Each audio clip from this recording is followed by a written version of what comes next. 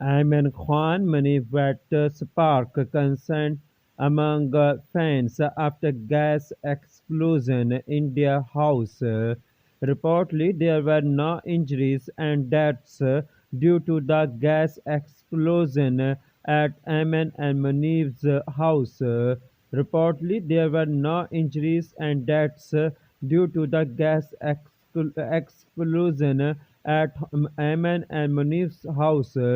Aiman Khan and Muneeb Bhatt's demolishes after a gas cylinder explosion.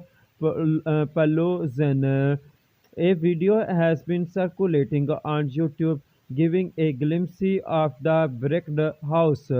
According to the reports and the video, renovation work has already started. No injuries and deaths have been reported.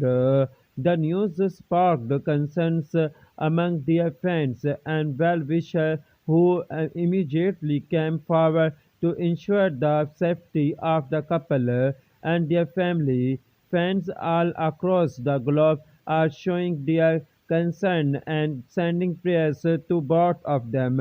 Aman and Muneeb are a vital part of the entertainment industry. Both of them worked in numerous drama series together and individually. The duo met each other during the shoot of a telefilm.